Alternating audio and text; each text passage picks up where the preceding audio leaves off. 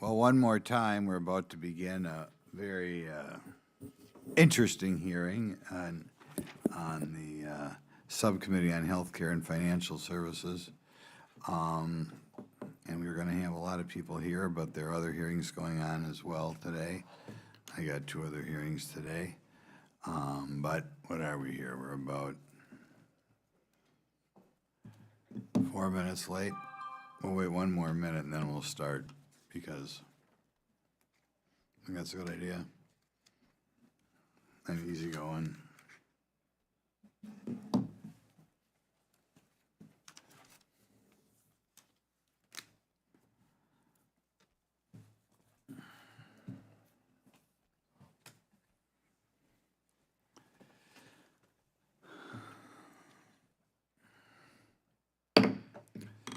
This hearing on the Subcommittee on Healthcare and Financial Services will come to order. Welcome, everyone. Without objection, I may declare a recess at any time. I recognize myself for the purpose of making an opening statement. For the people in the room today, I'll point out there are a lot of other hearings going on, so a lot of the congressmen are going to be jumping in and out, which I don't like, but that's what we've got. Okay. At our last hearing, we talked about some of the disincentives that happened because of our welfare program.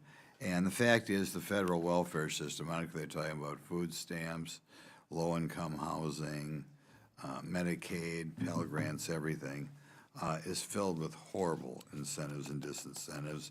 It certainly discourages marriage, and I know there's a kind of a Marxist-y 60s sort of thing that kind of makes fun of the old-fashioned Leave It to Beaver family. So we have a program that discourages marriage and hard work, and at the same time, encouraging dependency. Costs taxpayers more than $1 trillion annually while failing to lift people out of poverty. Today's hearing, and this is kind of the second one we're taking up this topic, will provide an opportunity to hear from 3 witnesses who are experts in federal rental assistance programs. Dr. Ben Carson, the former Secretary of HUD, who, good friend of mine. The program, these programs are textbook examples of good intentions gone awry. I don't know if they're even good intentions.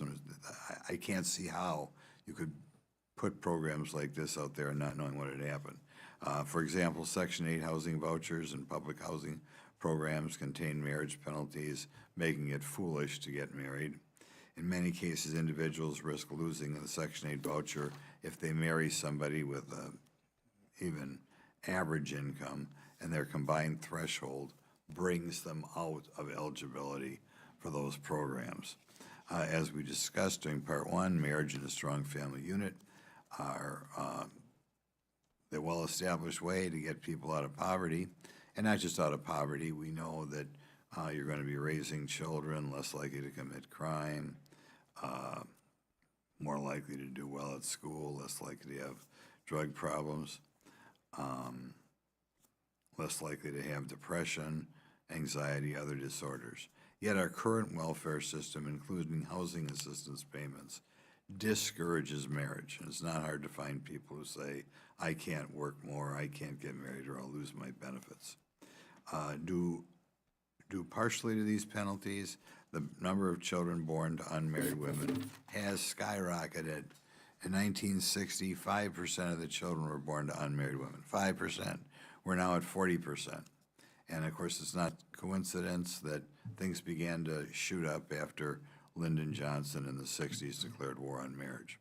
Like marriage, the current system discourages rental assistance recipients from seeking employment, higher wages, or overtime if the increased income pushes them out of eligibility.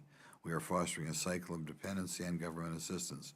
The average Section 8 tenant spends 10 years on the program, and the average public housing tenant 12 years.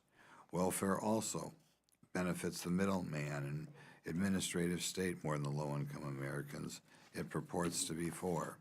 Section 42 low-income housing tax programs give the developers tax incentives to build affordable housing for low and moderate income people. Yet the program's complicated design mostly benefits developers, law firms, accounting firms, and state bureaucrats. I don't know who thought that thing up, baby, but man, that's a mess. Middlemen and administrators can take advantage of Section 8 in public housing as well. The Milwaukee Housing Authority reported in January that its leadership misused $2.8 million federal dollars intended for the tenants to pay its staff. The problem had apparently been ongoing since 2019, but wasn't caught for 6 years.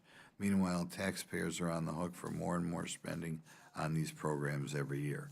But of course, the biggest problem is not the fact that we're overspending on this at a time when we're broke out of our mind. The biggest problem is what it does to the people who become part of the program. Rental assistance programs account for more than $53 billion of federal spending each year, which is just amazing. And nearly every program we will discuss today applies to dozens of other programs and hundreds of billions of taxpayers' dollars.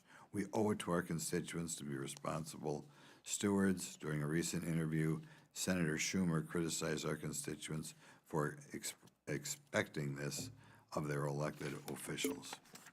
He said their attitude is, I made my money all by myself. How dare the government take my money from me? To that I say, I mean this is just horrible. Everybody knows back home people are mad at the welfare system. Of course, people are mad because they know people in the system who don't have to be in the system, which creates hatred and dislike of the system. And somehow we got to get back trust of the American worker. To do that, we must attempt to disentangle the web of welfare programs and find ways to fix it. I hope today's discussion will provide an opportunity to learn more about how the current housing assistance program is failing taxpayers and program participants alike, and how we might fix it so we stop discouraging people from getting married and discouraging people from work. And like I said, I think the current system, it's like designed by somebody who like makes fun of the Leave It to Beaver sort of family. And, you know, I think there were a lot of radicals in the 60s, Kate Millett and that crowd, who actively discourages keeping the man in the family. And it's like their dream program. I don't know whether Lyndon Johnson was intentionally trying to destroy the family in the 60s, but that was his effect. In any event, with that, I yield to my good buddy, Ranking Member Krishnamurthy, for your opening statement. Thank you, Mr. Chair. Thank you for convening this hearing, though I must once again express my frustration with its premise. I myself am a product of the very life-sustaining programs this hearing is attacking. Programs that time and again have proven to lift individuals out of poverty, stabilize families in times of crisis, and build the foundation for long-term economic stability, mobility, and growth. At our last hearing, majority witnesses spent their time, in part, demeaning beneficiaries of the social safety net rather than offering bipartisan solutions to make these programs more effective. Slashing the budgets of these critical lifelines will not magically eliminate inefficiencies. What they will do is inflict real, immediate harm on our constituents, no matter if they live in red states or blue states. Children will go to bed hungry, seniors will forego life-saving medications, hardworking families, many of whom are already working multiple jobs, will face the agonizing choice between paying rent and putting food on the table. We must not lose sight of the real-life consequences of these policy debates. The truth is that the overwhelming majority of recipients of these programs are not abusing the system. They are doing everything they can to survive and improve their lives while continuing to contribute meaningfully to our society. I'm so passionate about the benefits of the safety net because I've experienced them.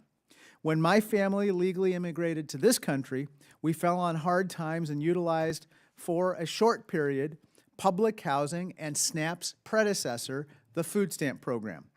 These programs sustained my parents until my father got a great job in, of all places, Peoria, Illinois. My parents realized the American dream, and they never took it for granted, and I haven't either. Every night in Peoria, my father would say, think of the greatness of this country, and whatever you do, make sure it's there for the next families who need it. That has been and will continue to be my mission statement in Congress. According to H. Con Res 14, the House Republicans' instruction with regard to the budget reconciliation process. Social safety net programs, very likely Medicaid and SNAP, will be cut to the tune of $1.1 trillion. That's trillion with a T. There is no plausible way that such deep budget cuts will only rid those programs of waste, fraud, and abuse. If Republicans go through with this plan, kids will go to sleep hungry because their parents lost their SNAP benefits. Millions will lose their health coverage. These cuts will be catastrophic. Funding tax breaks for special interests and the wealthiest among us by gutting life-sustaining programs is disgraceful.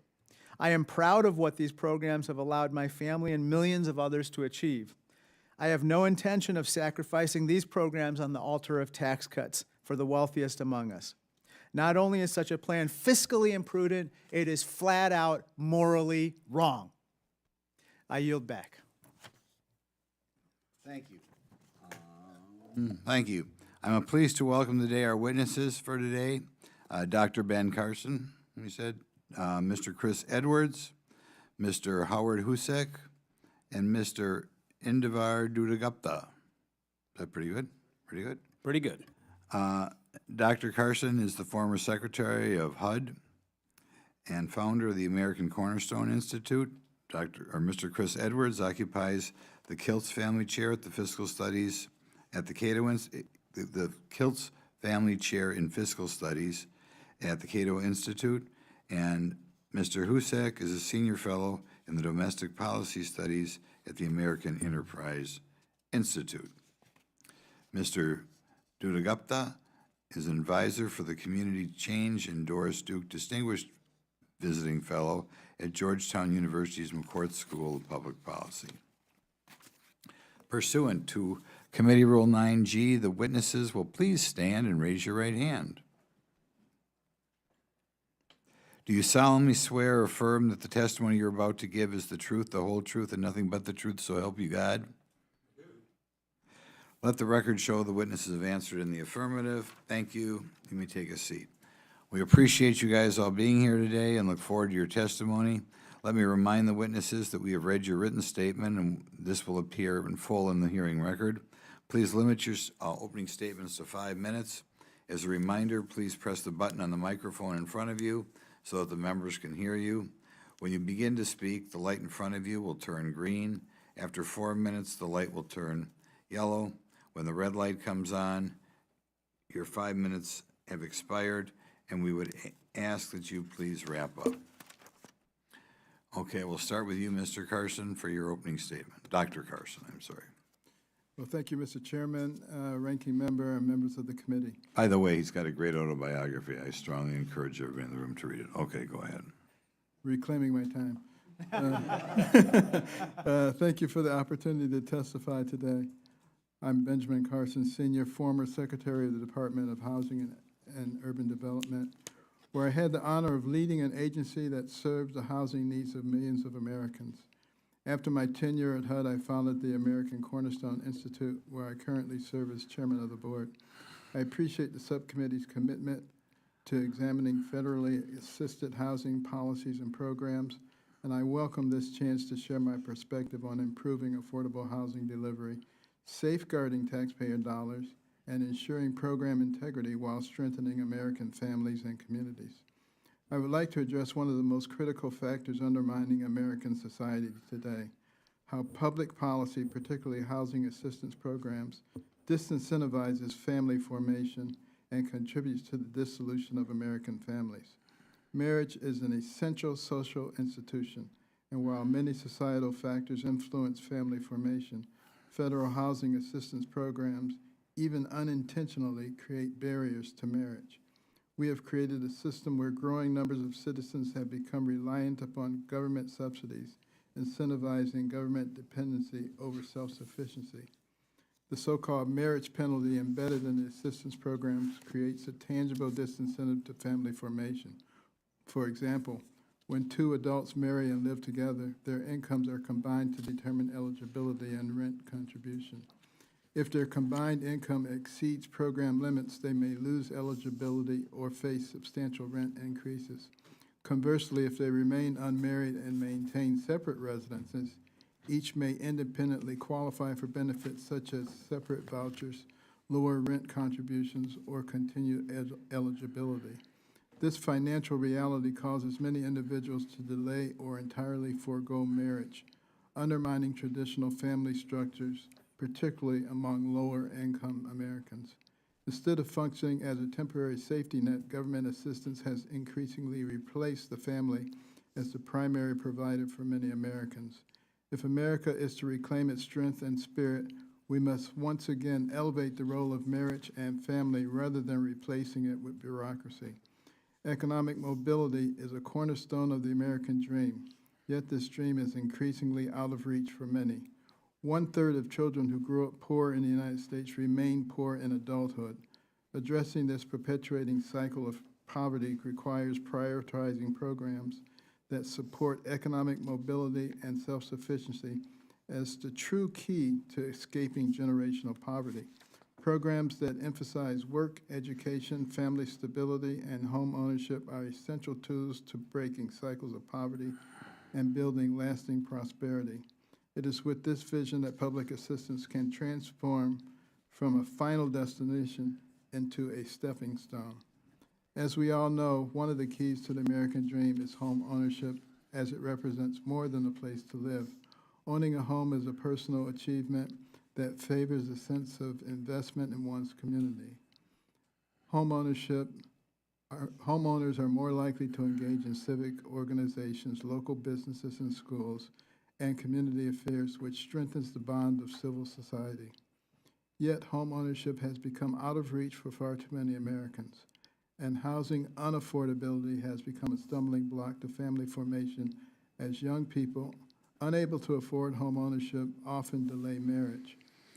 Protecting access to home ownership is not just an economic imperative and vital to the keeping of the American dream alive, it is a cornerstone to support family creation.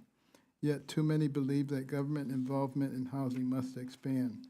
Government should not be in the business of owning, operating, or constructing housing projects on a large scale.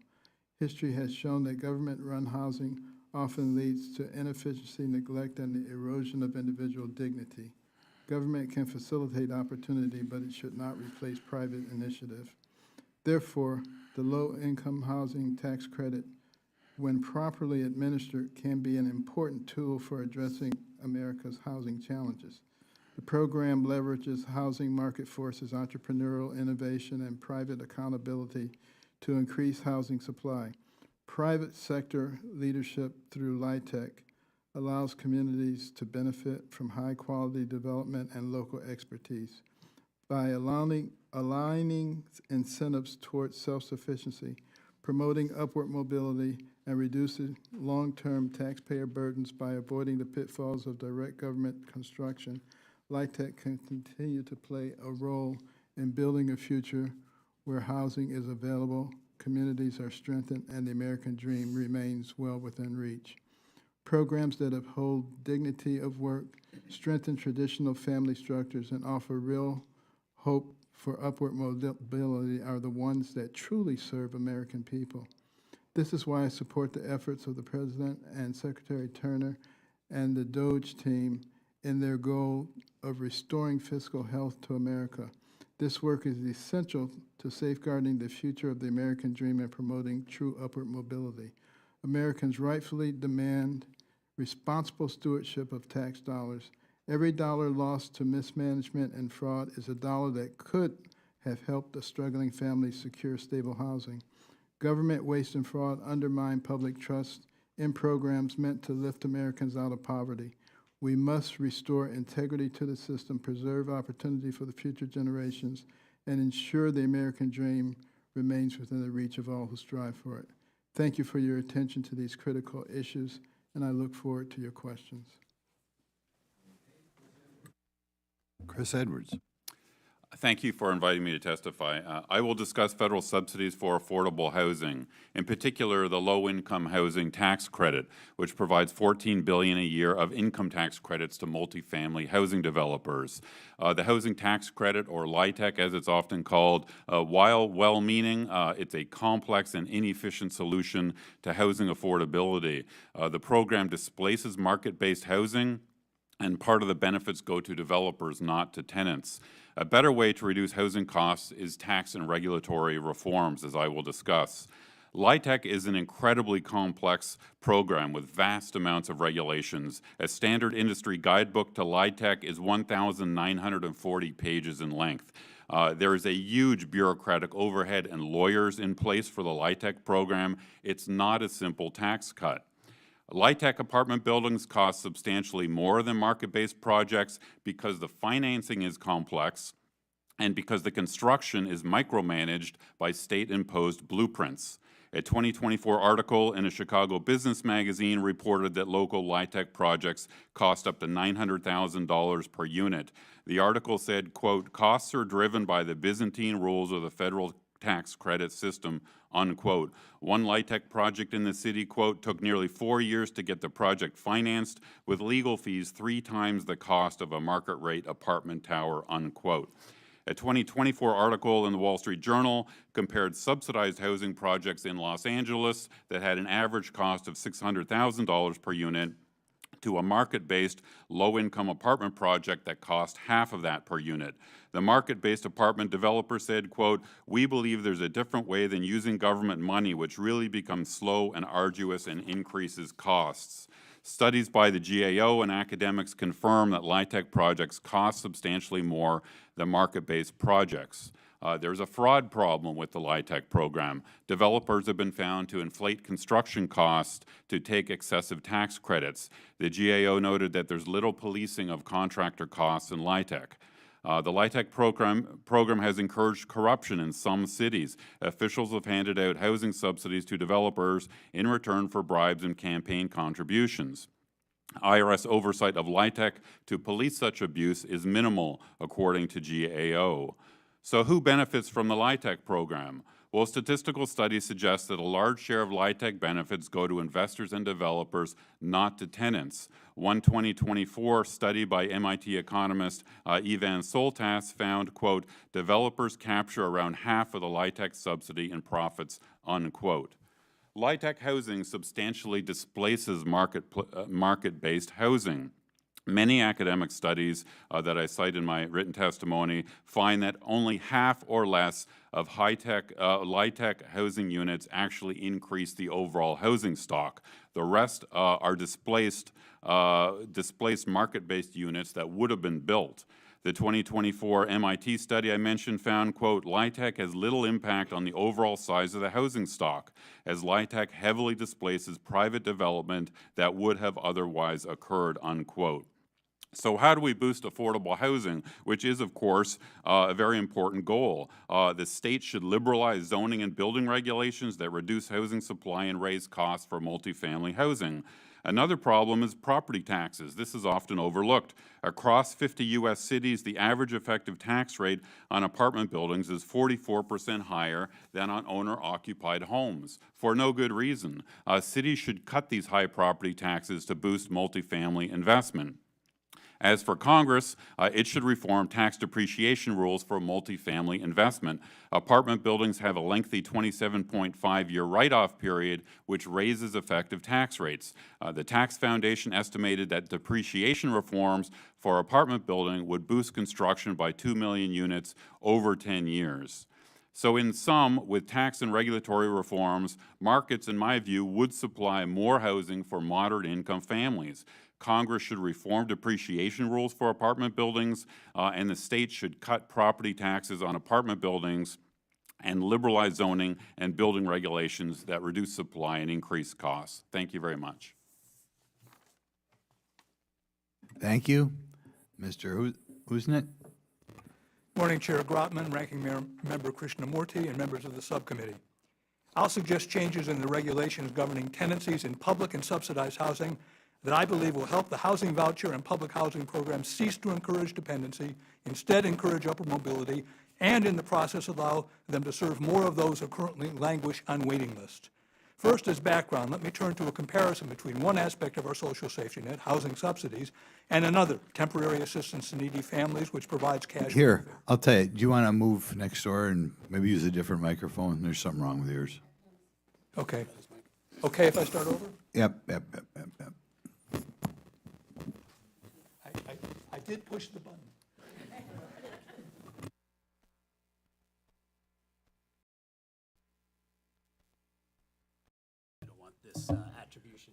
That's right. Once again, good morning, Chair Grotman, Ranking Member Krishnamurti, and members of the subcommittee.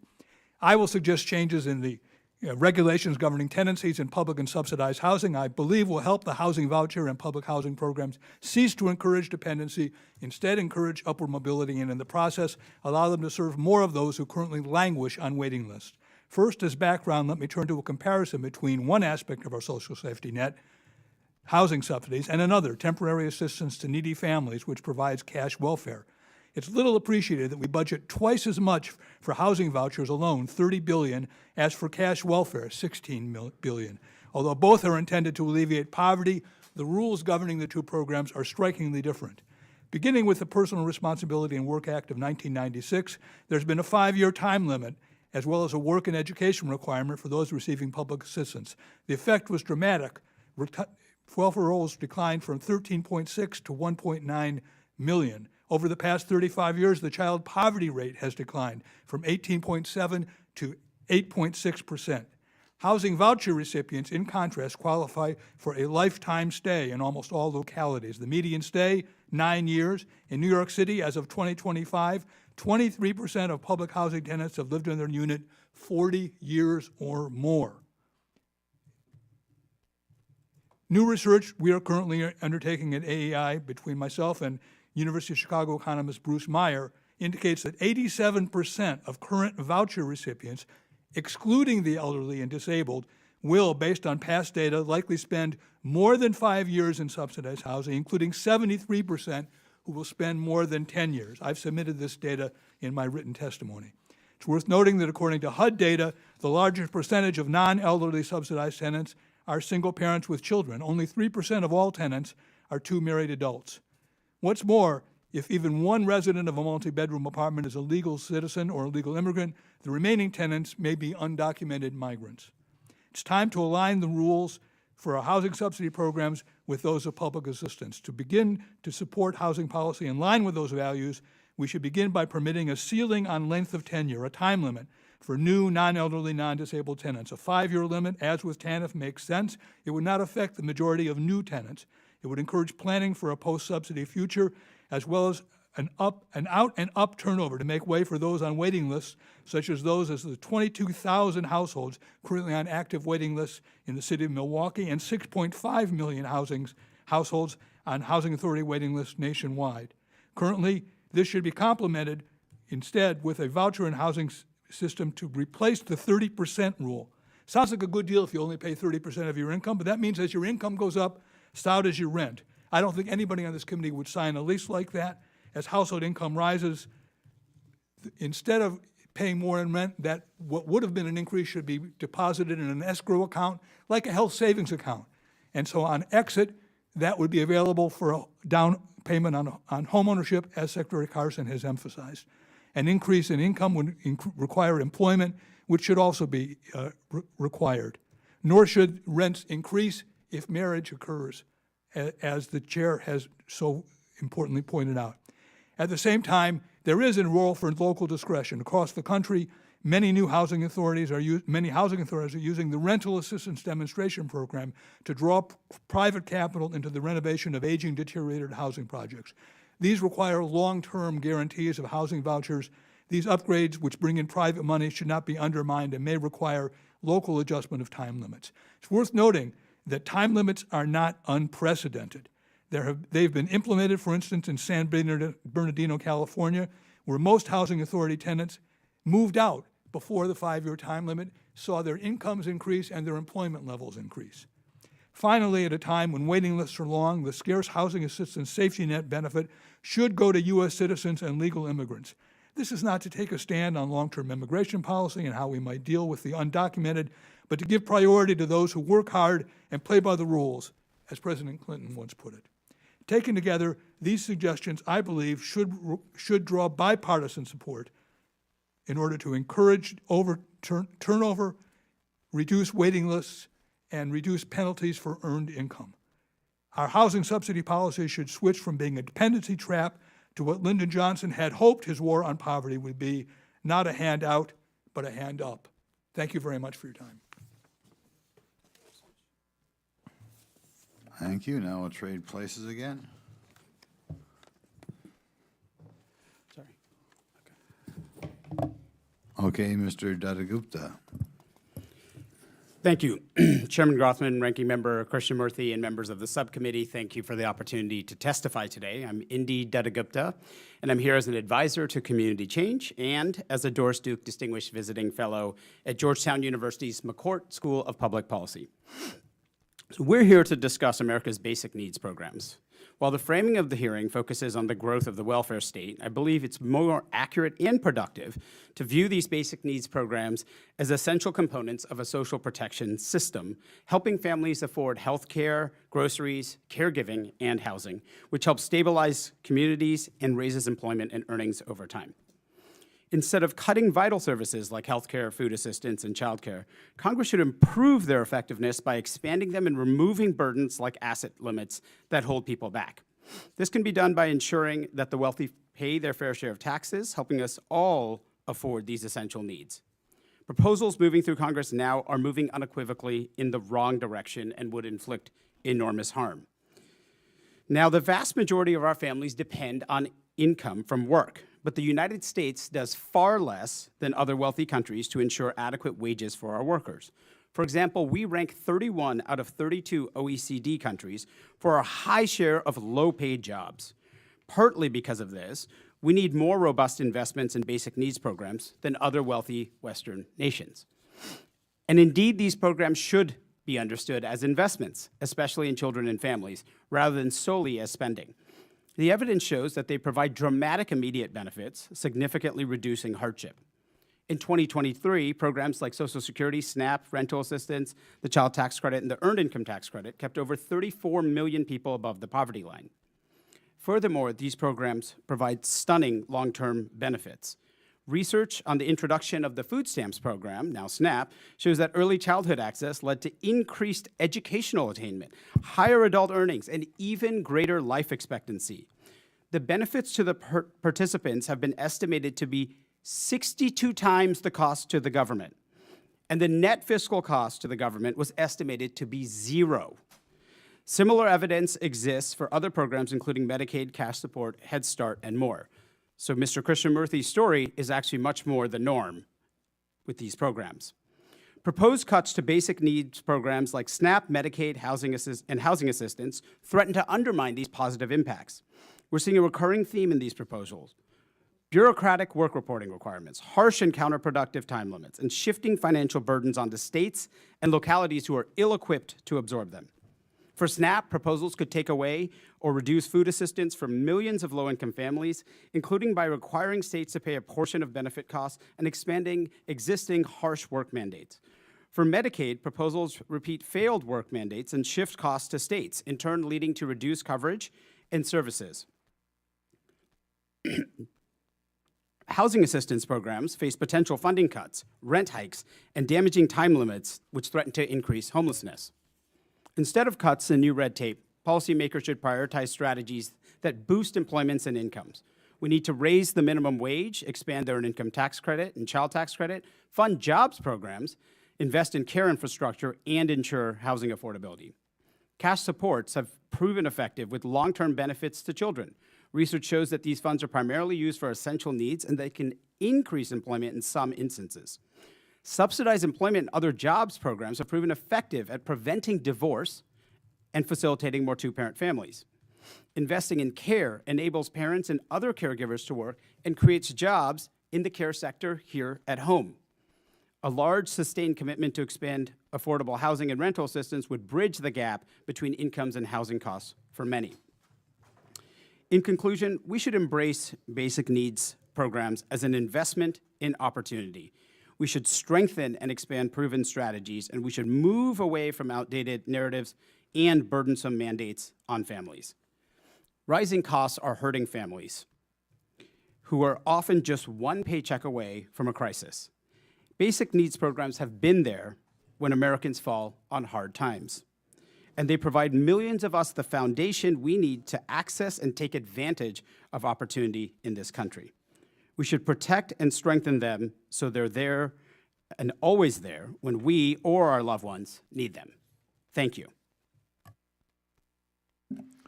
Thank you very much. I'm going to call upon myself to begin to ask some questions. Just a brief comment. I think you look, the Earned Income Tax Credit is just one more program. The more you work, the more you lose the money. If you marry somebody with an income, you lose the benefit. But I'll start with Mr. Edwards. This LIHTC stuff, I've really delved into it for the first time in the last week, and I have a feeling whoever came up with it and lobbied Congress to begin it was not the poor people it was designed to benefit, it was the property developers. But you've said that it benefits the developers and middlemen more than the average American. Could you elaborate on that a little bit? I think it's so true. The reason why that is because, as the recent MIT study that I mentioned, which was a very detailed study, it collected data from hundreds of LIHTC projects across 40 states, found that the average rent savings from LIHTC buildings compared to nearby private market unsubsidized buildings is only 12%. Other studies find there's really not that much difference between rent and LIHTC buildings. So the feds give $14 billion in tax credits, so where do the benefits go? A number of studies find that most of the benefits go to the developers because the system is so complex. We also know this is true because there's a huge, intense competition at the state and city level to get these credits by the developer. That's how we know they're extremely lucrative, because they all want to get these benefits. So that's been the general conclusion from the academic literature. Do you know about percentage-wise, and we're working on a change in LIHTC right here. Do you know percentage-wise how much the cost of a building is paid for by the tax credits about?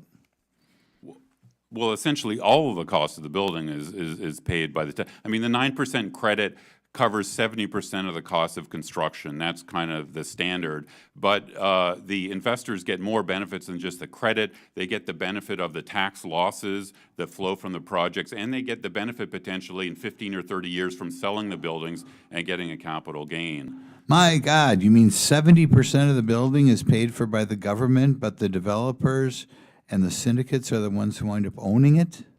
That's right. The investors own it. The 9% credit gives a 70%, covers 70% of the cost of construction. And again, that's only part of the tax benefit that the investors get. Oh my God, no wonder so many people are running around here trying to keep that program going. Is there a better way to, if it's the government's business, a better way to set up housing to help people? Well, I mean, I talked in my testimony about deregulation and tax cuts. One thing that's striking that is often overlooked is property taxes on apartment buildings are far higher than single-family homes. There's no good reason for that. Property tax rates should be the same across the board. So there is a bias in local government tax codes against people who live in apartment buildings. For Congress, I think that in 1986, Congress increased the depreciation lifespan on buildings. That was a mistake. It increased taxes on apartment buildings. I think Congress ought to fix that mistake and reduce the write-off period for apartment building to get more private sector investment. Okay, Mr. Carson, you know, we're talking about housing here, and we can talk about Section 8, but we're also talking about SNAP. We're talking about a variety of other programs. And it's not unusual, is this your experience, that if, say, a single mom, if she wants to marry a guy, maybe even the father of her children, if the guy's making 40, 50 grand a year, that she would lose tens of thousands of dollars in benefits? Unfortunately, that is the case. and it becomes a lifestyle, a way of living.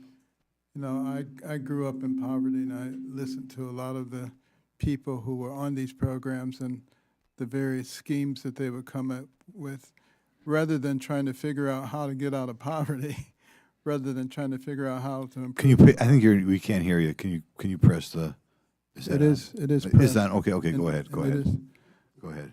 Yeah, but rather than trying to figure out how to improve their lives, improve their education, improve their income, they were always trying to figure out how to get around the various rules. I've heard that too. It's like a full-time job to make sure you keep the money coming.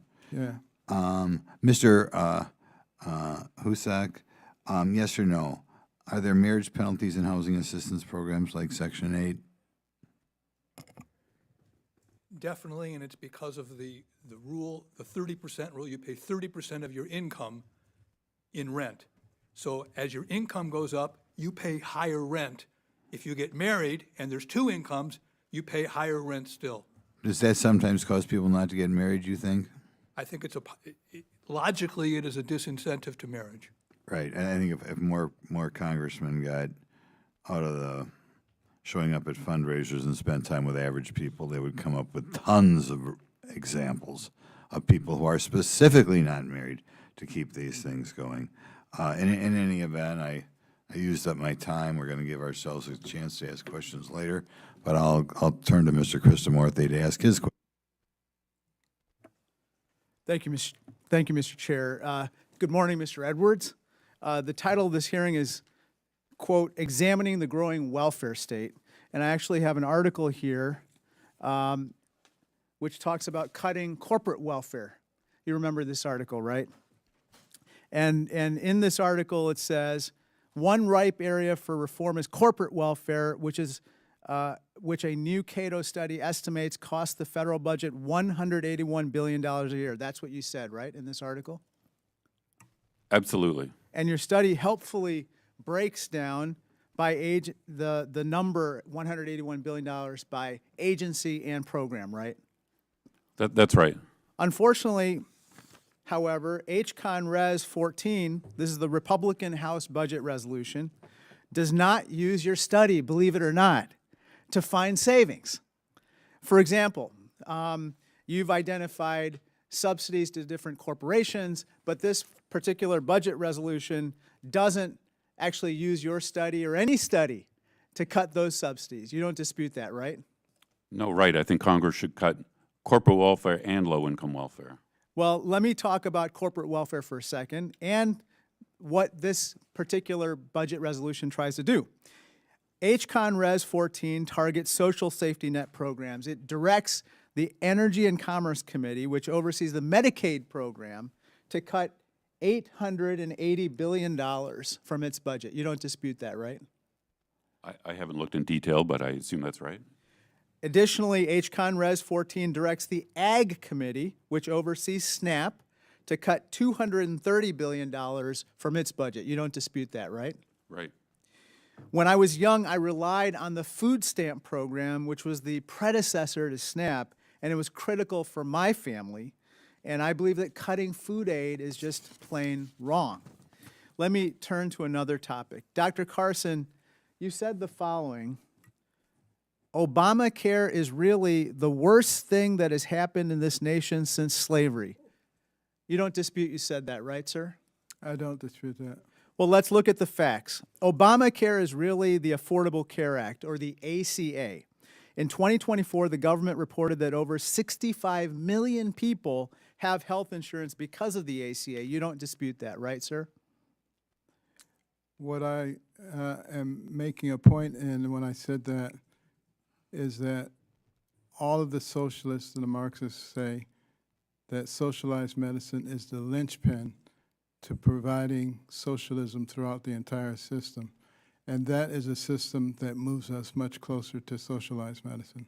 Well, let me ask you this. The ACA prohibits health insurance companies from refusing coverage for pre-existing conditions. You don't dispute that, right? I would have to have a little more context than you just gave. Well, believe me, the ACA prohibits health insurance companies from refusing coverage for people with pre-existing conditions. It also allows children to stay on their parents' health plans until the age of 26. You know, it doesn't sound like the catastrophe that you paint it to be akin to slavery. On the contrary, the ACA isn't keeping people down, it's lifting people up. And I find your prior comments about Obamacare being the worst thing since slavery really appalling. Mr. Dattagupta, right now, according to Realtor.com, the U.S. has a shortage of nearly 4 million homes, causing a housing crisis, right? Yes. In addition, since Donald Trump took office, the Bureau of Labor Statistics found that price hikes for food have accelerated, correct? Yes. The Wall Street Journal also found that new Trump tariffs are expected to cost American households at least $2,100 annually. You don't dispute that, right? I believe it's analysis from the budget lab at Yale, but yes. The affordable housing crisis is squeezing families today, and these new tariffs will make everything from rent to groceries even more unaffordable, unfortunately. Let me turn to Dr. Carson. Dr. Carson, you did not live in public housing, right? That's correct. I spent part of my childhood in Section 8 housing. This is actually a picture of the public housing that I lived in. It gave my family the stability we needed to work, breathe, and build a new life, and my parents were actually married. My family story is not unique, sir. HUD found that for every year a woman spends in public housing as a teenager, she generated $925 additionally in adult earnings than someone with unsteady housing. You don't dispute that, right? Well, the issue is not whether public housing is helpful or not. The issue is, are there things that we can do to improve the situation and to make people more likely to exit from public housing? Real success is the number of people we can get off of assistance, not how many we can put on it. I agree with you 100%. I exited public housing, sir. My family exited public housing. We moved to Peoria, Illinois. We entered the middle class, and I sit before you as a United States congressman. And I that is applaud the that. hallmark That's of a good. successful program. That's good, but unfortunately, Thank you, and I that yield doesn't back. happen. Thank you. Unfortunately, that doesn't happen for everybody. Okay. I now recognize Mr. Gosar for 5 minutes. Thank you, Mr. Chairman. We're over $36 trillion in debt, and public housing has only contributed to that cost. Section 8 housing, for example, does not have a time limit. Participants can receive subsidized housing for decades, while these in most need are stuck on a wait list. But the housing cost crisis is not the result of just one regulatory requirement, but rather a series of challenges that forced costly and unattainable standards on local communities. Not only did Biden's HUD inflate the cost of housing welfare, but it also reinstated Obama's Affirmative Further Fair Housing Initiative, or the FFH rule. You're very familiar, aren't you, Doctor? In 2015, Obama introduced the AFFH rule to dictate zoning requirements in any community across the country that applied for a community development block grant. According to the Cato Institute, Mr. Edwards, AFFH required federal and local agencies to spend $55 million each year to comply with its regulations, thus increasing local taxes, reducing property values, and causing greater harm than good in impoverished communities. Luckily, President Trump terminated this rule, and my legislation, the Local Zoning Decisions Protection Act, will codify that termination. I invite all my colleagues to join in on me, help me with that. Dr. Carson, it's great to see you again, and thanks for testifying. As Secretary, you worked to give Americans a hand up, not a handout. How does the AFFH rule harm local communities? Well, it's just a very good example of how the government insinuates itself into places where they don't need to be. You know, communities have developed on their own throughout the time that we've existed as a nation.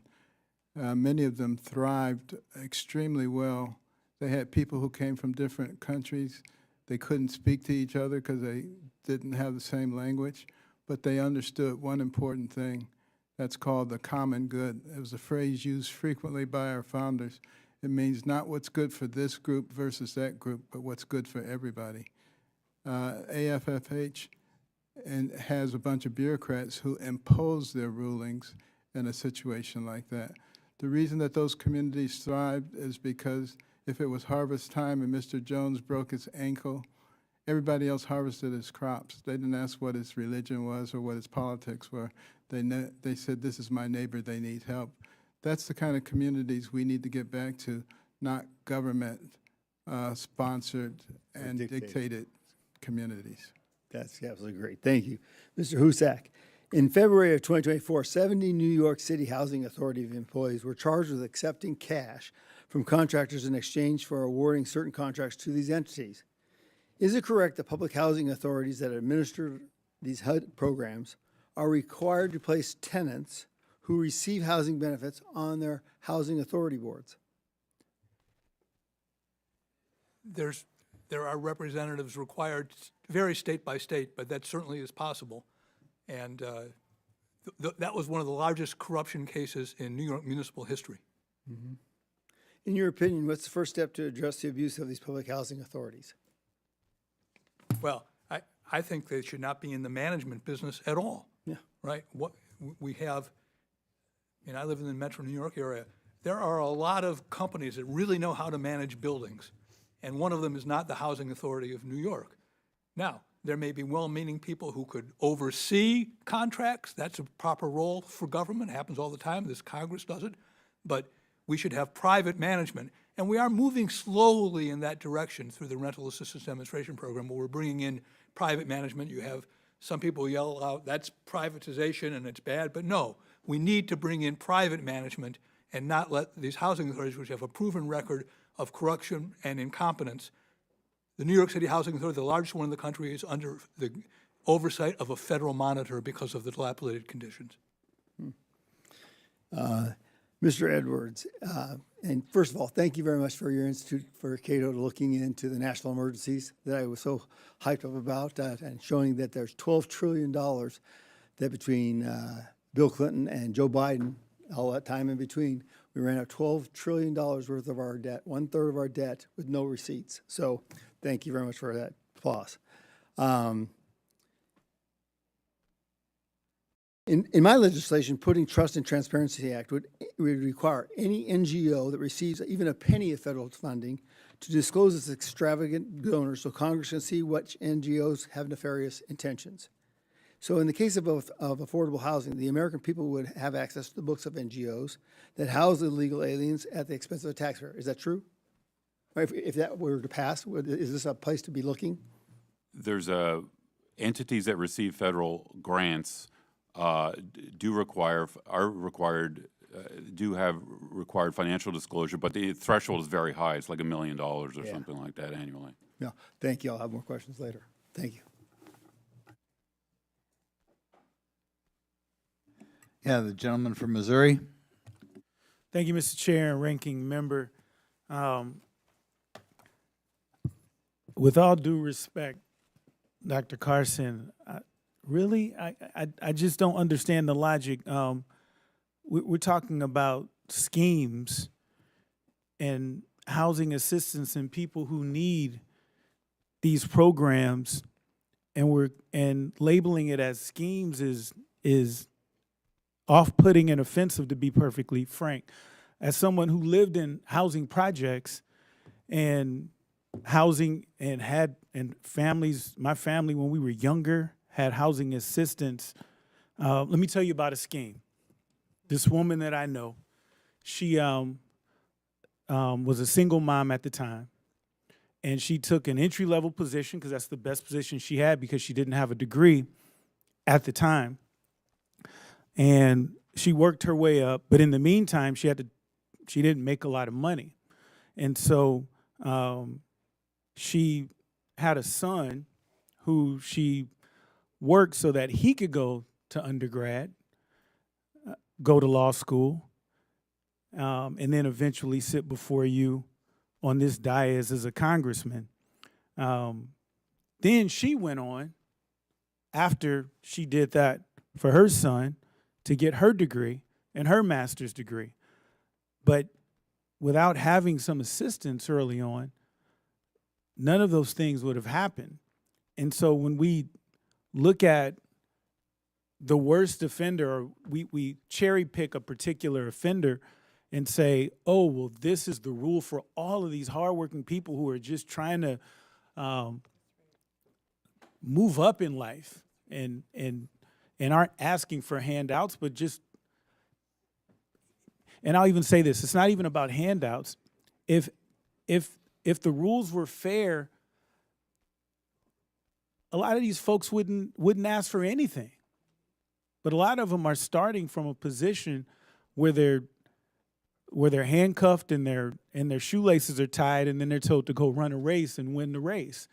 So it just seems disingenuous when we talk about schemes when we should be supporting these individuals. So as a and I'll say this, as a Christian, I don't believe that anything that is man-made is going to be perfect. So you can pick any program that a Democrat or a Republican started, you'll find something that's not perfect about it. But instead of gutting the program, perhaps we could actually sit down, work together, and improve those programs. And so I want to paint a picture of how urgent these issues are. The low-income assistance programs we're discussing aren't just numbers on the page, they're lifelines. And despite what some of my Republican colleagues may suggest, what's happening here is not isolated, it's part of a troubling pattern. And right now, this administration is targeting programs like Medicaid, not to reform them, but to bankrupt them and gut them to fund for tax breaks for billionaires. Cuts to Medicaid don't just hurt on paper, they hurt real people in every community. Medicaid funds critical mental health care, from school counseling to crisis and addiction services. In Missouri, in my state, more than 48,000 people rely on Medicaid expansion. Without it, many would have nowhere else to turn. And yet, while some Republicans claim mental health is the root of tragedies like mass shootings, they are cutting the very programs designed to help. So if mental health is truly a priority, why are we slashing Medicaid? If mental health is truly a priority, why are proven mental health programs on the chopping block? If mental health is truly a priority, why was funding just frozen for the bipartisan Safer Communities Act, which improves school safety and expands mental health care? That law, which was a bipartisan bill, has been unraveled in 100 days. And President Trump's budget would make even deeper cuts. If Republicans were serious about mental health, they wouldn't be cutting student support, slashing Medicaid, and undermining community safety. And as a prosecutor, mental health and public safety shouldn't only matter after tragedies. We need to act before lives are lost. Protecting Medicaid, SNAP housing, and other vital programs is how we do that. And this is not rocket science. The choice is simple. Protect billionaires or protect communities. I have a quick question for Mr. Dutta-Gupta. Given that stable long-term housing is essential to children's development and mental health, does it make sense to push millions of families onto the streets? Absolutely not. It's completely counterproductive, and your life experience and Mr. Krishnamurthy's is the norm, that Okay. these programs substantially improve the outcomes, especially of children. Okay, we have a minute. I yield back. Thank you. Mr. McGuire? Thank you, Mr. Chairman. Thank you to our witnesses for being here today to answer our questions. I grew up in poverty as well. My older sister and I were abandoned. The police found us, and we bounced around different foster homes. I attended 9 different elementary schools. But through the grace of God, my grandparents, who had already raised their children, rescued me and my older sister and raised us until my dad got sober. And I think God gives us adversity to chisel us into the men and women we're supposed to be. I decided I wanted to serve our country because my grandfather served in the Navy in World War II, to become a Navy SEAL. Typically 200 men per class, usually 20 graduate. One class graduated 0 out of 200 because not everybody gets a trophy. But what you learn in the military, it's not what you look like, it's what you fight like. And if somebody saved your life on the battlefield, you wouldn't care if they were pink or blue, male or female, if they called themselves a Democrat, Republican, or an independent. We're all Americans. We qualified for free lunches when we grew up. We did not have health care. And we, somehow, some way, we learned to improvise, adapt, overcome, and work hard. I want to commend President Trump's budget. President Trump's budget request ensures taxpayers will not continue paying for housing for illegal immigrants. It also ensures that the Department of Housing and Urban Development concentrates its funding on our most vulnerable, including the elderly, disabled, and foster children. Importantly, it puts a 2-year cap on rental assistance for able-bodied adults, which I believe will help address many of the challenges we are speaking about today. So I have a question for Dr. Carson. We really appreciate you being here today. Thank you so much for all you've done. We appreciate your expertise and what you did. You did a phenomenal job leading the Department of Housing and Urban Development during President Trump's first administration. Earlier this year, this committee looked at welfare programs like Medicaid and SNAP. What we found is there are incentives for these programs to discourage work, marriage, and other behavior that may reduce their need for welfare. In fact, we looked at every single safety net program, and witnesses said that every single one of them incentivized single-parent homes.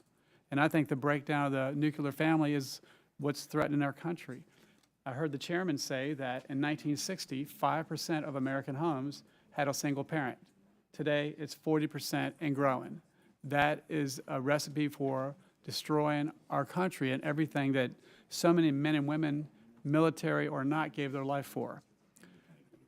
Dr. Carson, when you arrived, did you see these bad incentives at welfare programs at the Department of Housing and Urban Development? We definitely had many disincentives for self-sufficiency. And I thought, coming into the department that it would be easy coming to Capitol Hill and getting bipartisan support for self-sufficiency programs and getting rid of the dependency. I was wrong. There are many people who were not interested in doing that and perpetuating the situation because it gave them a power base. And I think it's time for us really to sit down, put the facts in the middle of the table, and think about what are our goals. Our goals are not just to support people who have difficult situations. Our goals are to get them out of that situation and help them to be able to realize the American dream. So, I don't disagree with some of the things the congressman from Missouri was saying, but the Bible tells us we have an obligation to the poor, but we don't have an obligation to keep them poor. I love it. Makes sense. A hand up, not a handout. Let's see, Mr. Husak. For a couple living in poverty, how significant are the financial penalties they face if they get married while on welfare? Well, I'm not an expert on temporary assistance to needy families, although in 1996, this Congress passed a 5-year limit on cash welfare, and cash welfare dropped tremendously in terms of the number of people on it and helped reduce the poverty rate. In terms of public housing and voucher housing, it just doesn't make sense to have two incomes, or certainly it doesn't make sense to declare two incomes. And so those of us who are concerned about having formal marriage arrangements as opposed to partners living together or not having, the biological parents in the same house, there's a tremendous disincentive for those who would declare legally the incomes that they have. It's worth noting that in the New York City Housing Authority, which is by the largest in the country, 177,000 units of public housing in New York City, right? They estimate there's 400,000 legal residents. They estimate, based on the amount of garbage that's picked up, that there's 600,000 people living in public housing. So there may be many other partners in the home, but they're not declared legally, and that's not a good thing either. Thank you, and I yield back. Thank you. Ms. Simon? Thank you, Mr. Chair. I want to thank the witnesses for being here today. Where do I even, begin? The issues surrounding families who are low income and the working poor, supporting them in their plight, I believe is what we're all here to do. But this conversation is extremely troubling. I came to Congress to represent those families, clearly. One of those families is the Sioux family in my district, multi-generational family in the Bay Area, and they overcame decades of anti-Asian laws and housing covenants to live the American dream, a family that bought a home and season tickets to the A's, although they've left, very, very sad. But for many families, like this family, changes did happen. The Sioux family incurred medical bills like my family did, divorce, and the 2008 recession changed everything, broke down their safety net.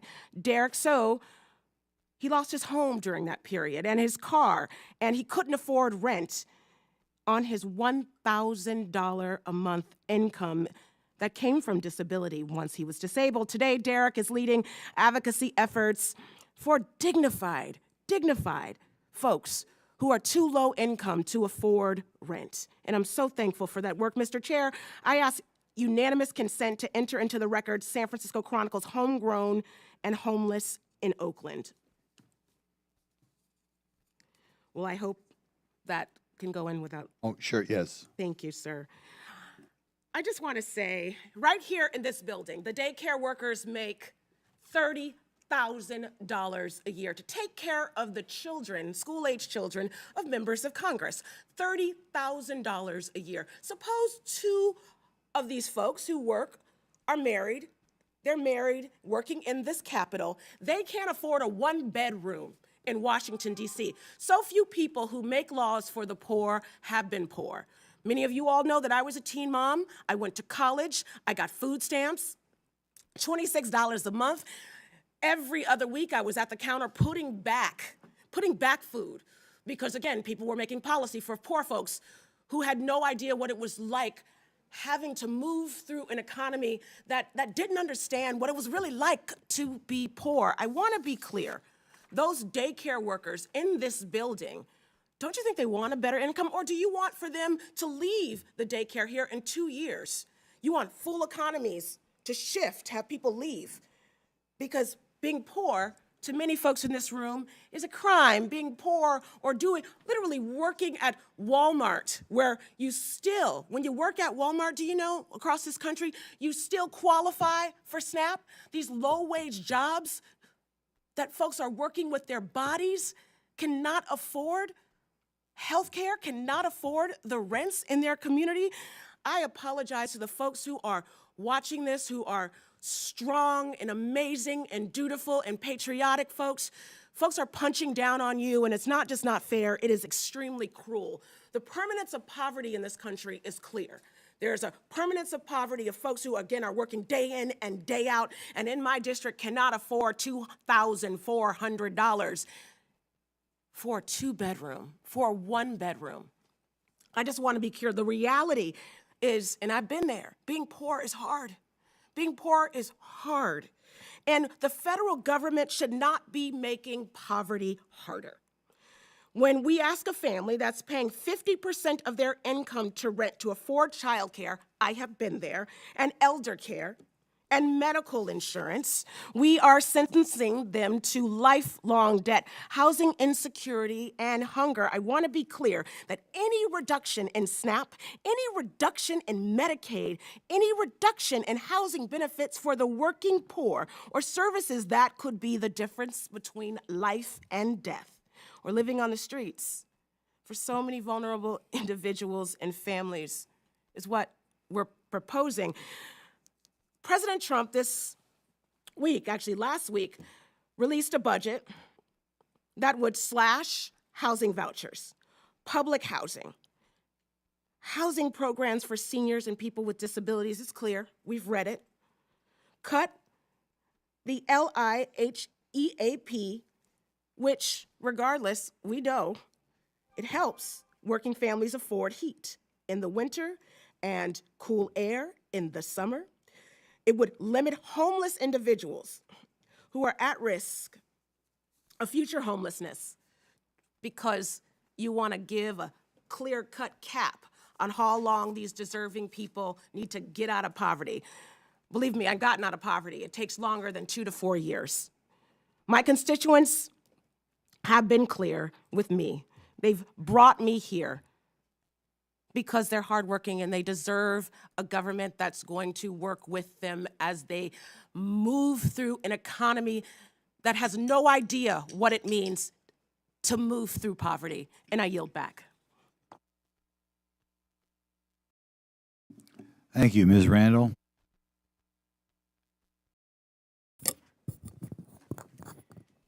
Thank you, Mr. Chair, and our guests. I'm also grateful for the remarks of my colleague, Ms. Simon. I think we so often seek to depersonalize the work that we do in this chamber, in this Capitol. We talk about it in terms of funding levels and dollars saved, but we are talking about programs that impact real people, real families who are trying to live their lives. And, you know, in addition to the budget reconciliation package that we have seen and been discussing in committees that make steep cuts to Medicaid, SNAP, and other critical programs to pay for tax cuts for billionaires, the Trump administration's skinny budget proposal that they released last week would slash many of the federal programs that families around the country rely on.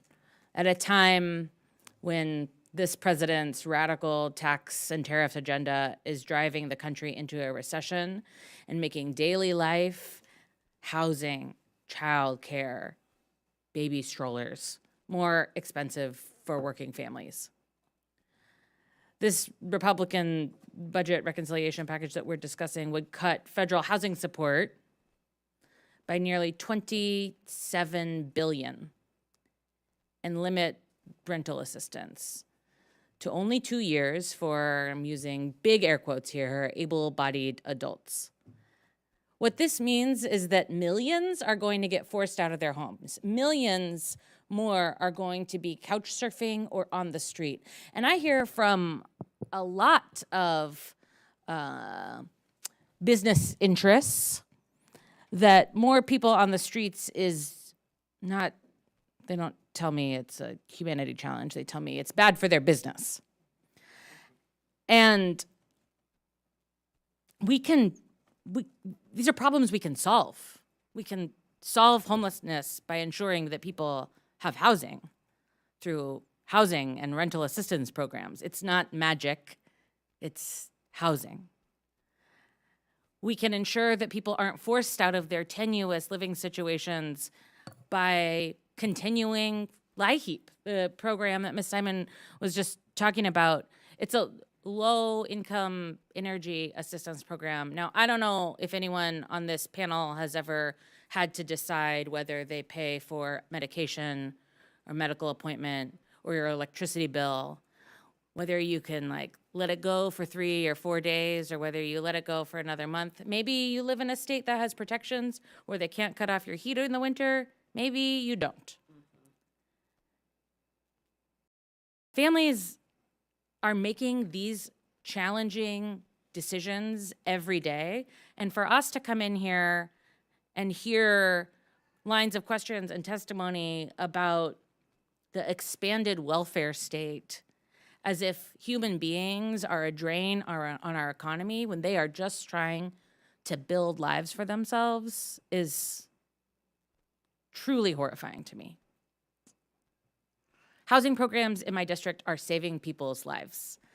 New Horizons in Mason County is a program targeted at homeless veterans. It's housing first tiny homes that allow veterans who have been chronically homeless, living on the street, dealing with challenging medical issues, the chance to have security, stability, a roof over their head, and be connected with job support programs.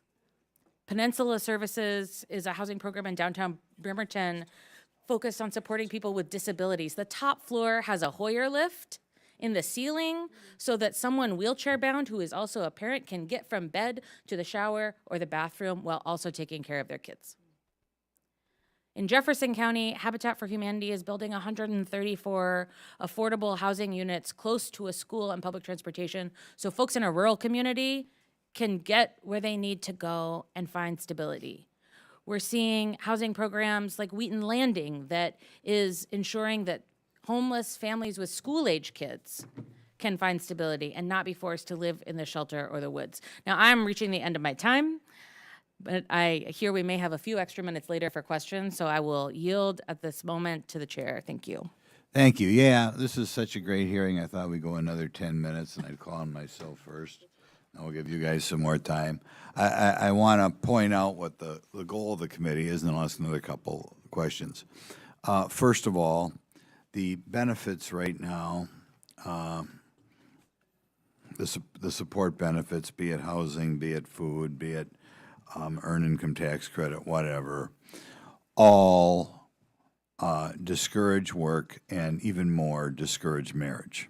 Because if you marry somebody who is worth making 40, 50 grand a year, it takes all these benefits away from you.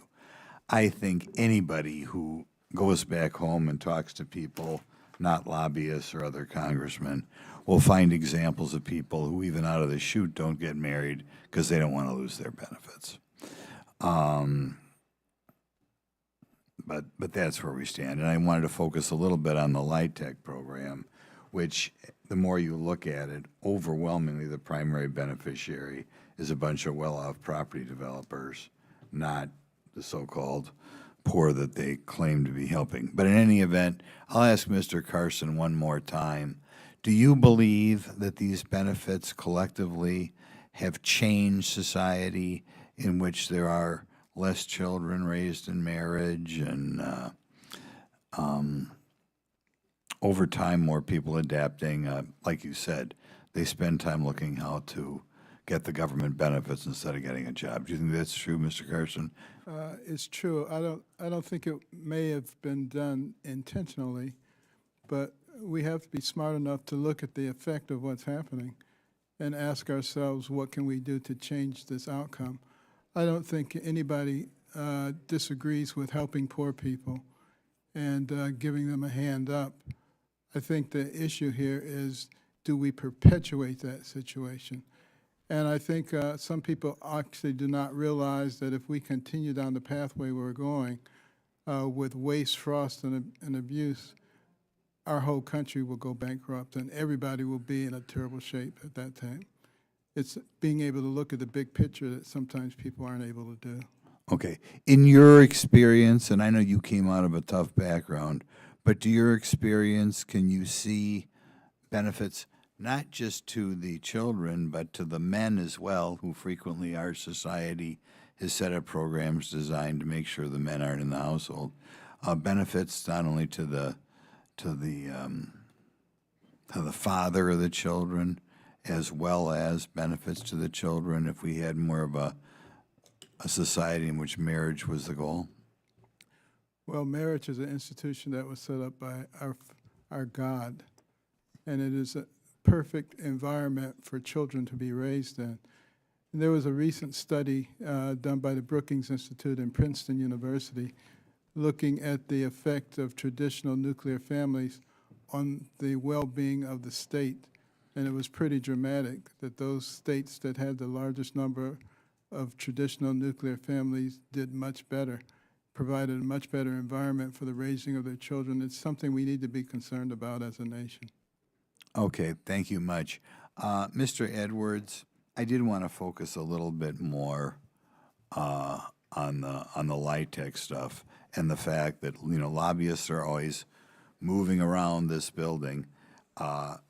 Do you believe, one more time, that this program primarily benefits the so-called low-income or working poor, or does it primarily benefit the property developers, the lawyers, the accountants? The statistical studies that have been done have shown that half or more of the benefits go to the investors and the developers and not to low-income tenants. You could see that, for example, by the fact that the rent, average rent payments in the LIHTC buildings are not much lower than nearby market housing. To build on something quickly what Dr. Carson touched on, there's a big difference between the intentions of programs. All these programs are well-meaning. The actual reality is often different. The SNAP program, the N is for nutrition, a quarter of the benefits go to junk food. So the results are actually different than the intention, and that's the same with the LIHTC program. The intention is to benefit tenants, but the reality of the program, it's been taken over, as you mentioned, by the corporate lobbyists, the banks, the investors, and most of the benefits go to them.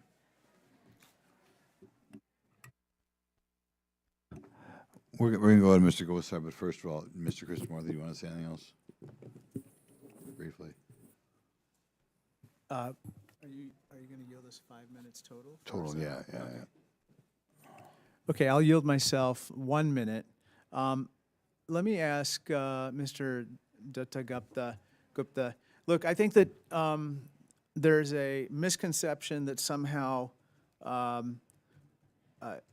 Democrats would want to discourage marriage or harm the institution of marriage. As you know, in my own particular story, my parents remained married, and then we exited successfully from public housing and went on to live a middle-class life. But to address the issues that Dr. Carson and others raised, what is a reform that you would suggest? Well, for one thing, we have a lot of evidence of programs that do reduce divorce, which we need to think about too, and facilitate marriage with positive outcomes. These are not unfortunately, the Bush-era healthy marriage programs, some of whom actually increase domestic and intimate partner violence. These are really jobs and income programs. So we have a track record with some jobs and income programs, particularly in the Midwest, that by helping people have health coverage, decent paying jobs, which the United States has way too few of, in fact, we found that then people chose to get married at higher rates, and they chose to stay together and avoid divorce at higher rates. So jobs and income support programs can be the best way to promote that outcome. Thank you. I yield back to you. Okay, we'll I guess Paul Gosar has another. Yeah, Dr. Carson, I want to give you ample time to come back at something that was said about Medicaid, slashing Medicaid. Only in Washington, D.C. is cutting a cut. You know, so one of the core tenets of Obamacare was to expand Medicaid, was it not? And during Biden's term, we saw a 60+% increase in the number of people that were placed on Medicaid. Key here is placed. Would you agree? Yes. So part of the problem here is that when you're looking at debt service of $36 trillion, and Mr. Edwards, thank you again from Cato, from my bottom of my heart, for looking at that national emergencies, you've got to do some hard choices. Now, if you're just going to cap those rates, let's just say you're going to cap them as inflated as they are, you increase it by the medical inflationary aspect, which is twice what normal inflation is. Sounds to me like that would be something that could work. Would you agree? I'd agree. But I also would bring up the point that we spend over $13,000 per capita per year on health care in this country. That's more than most concierge practices cost. So obviously there's a lot of money going places where that doesn't need to be going. What do you need? You need a patient, you need a health care provider. Along comes the middleman to facilitate, becomes the principal entity, sucking out most of the money out of the system, and people are not getting the care that they need. We need some major reforms there. Oh, I'm glad you said that, because, you know, it's now cool to eat well. You know, maybe when Mrs. Obama was around, when she wanted to eat well, it wasn't cool. But it's cool now to eat real good food. And so we ought to be pushing as pay for pay to play to pay for well health. Thank you. I appreciate it. I yield back.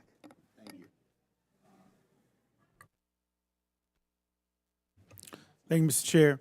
I talk tongue in cheek about schemes. When I was referring to my mom, obviously, I was making a point. But I do think there's a scheme when we talk about how these programs, it was mentioned that these programs benefit lawyers, they benefit developers, and I guess rich folks for the most part. So, another side of that is we could talk about the fact that how about improving these programs so that they don't, but instead it seems like Republicans are saying, okay, we're also going to give benefits to the rich in the form of tax cuts, because those tax cuts they're not impacting, or they're not helping poor folks, they're helping millionaires and billionaires.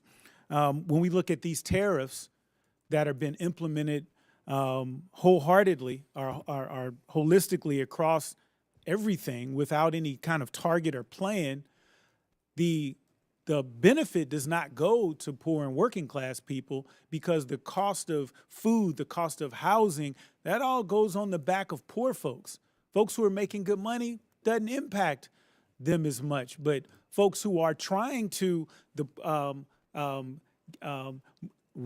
to take a step up and move out of public housing, move off of assistance, makes it a whole lot more difficult when the cost of food is ridiculously high. When we see kids get out of high school, we have these benefits that go to rich people. We say we're going to cut Medicaid, we're going to cut all these programs that help people to gut all of these programs. I think it's completely out of whack. I think everyone on this dais and in this room should be focusing on working class families and the things that are going to help people move themselves out of poverty, and not handcuff them to the situations that they're in.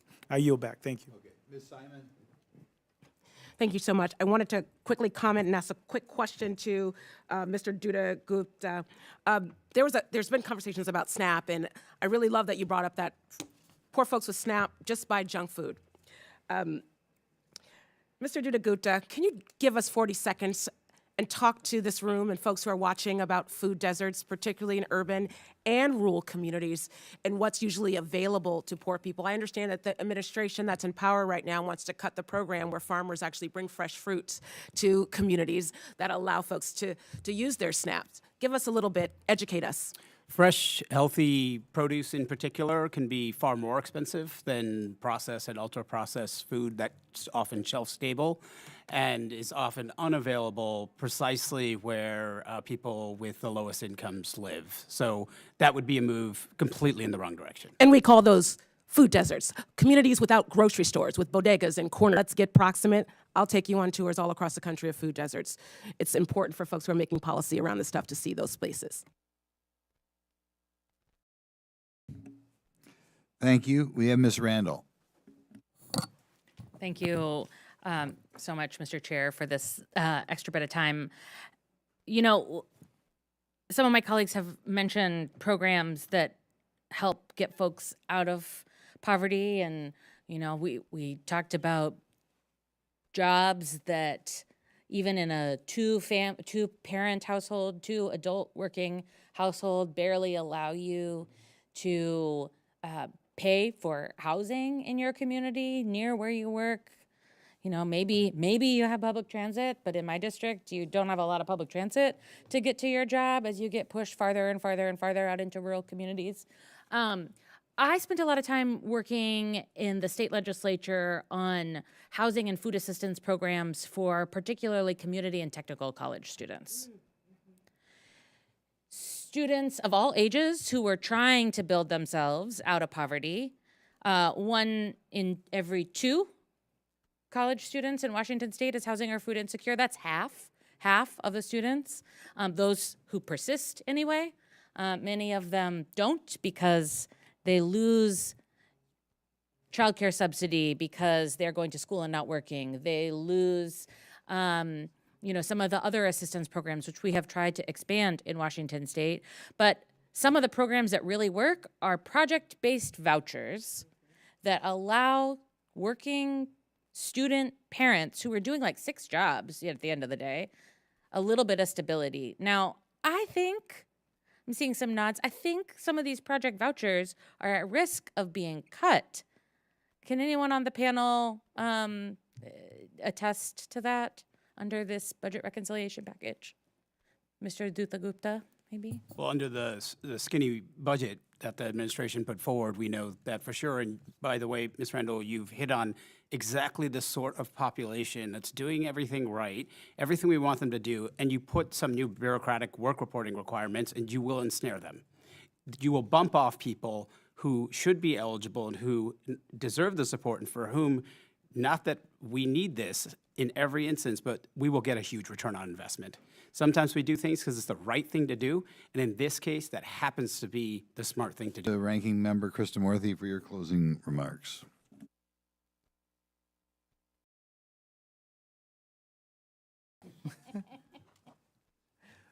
Well, thank you so much, Mr. Chair. Look, I think that what we who are struggling in this country, as I mentioned before, my family was one of them. So I have personal experience with the safety net, and I can say without a doubt, I would not be here but for that safety net. I would not be here but for that food stamp assistance, now known as SNAP.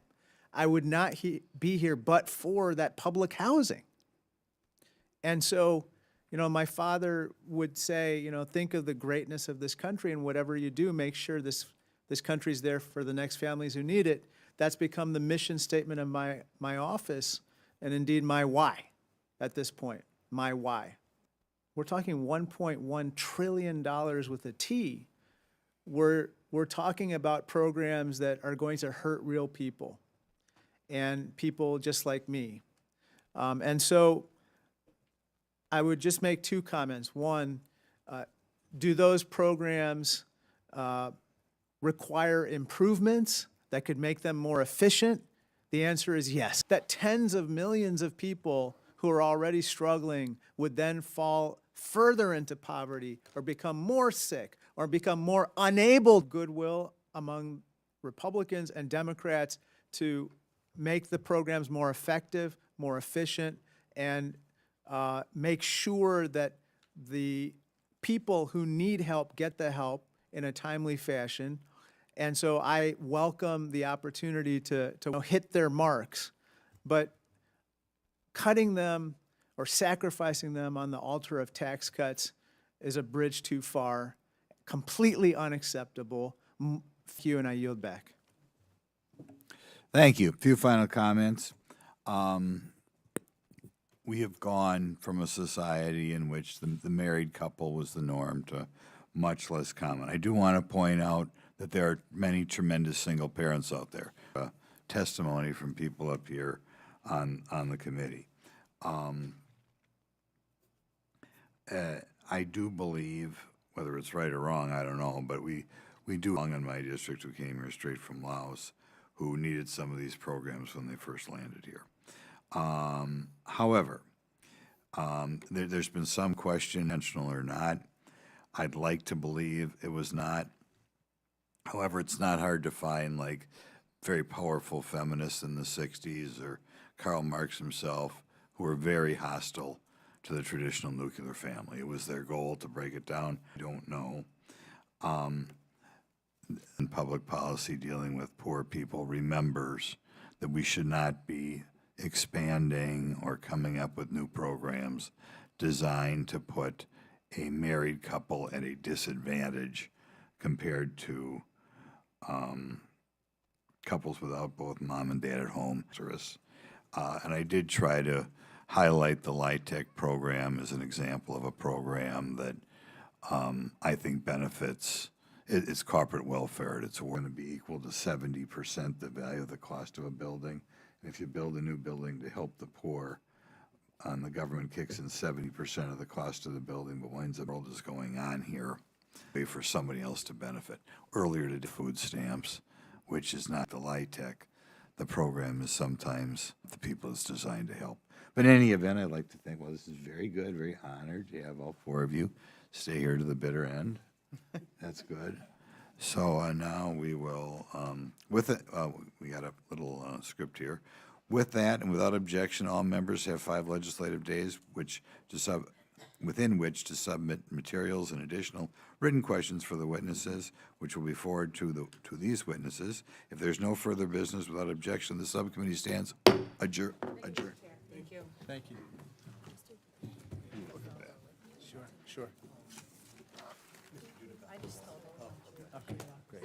Okay, thanks. You can get me.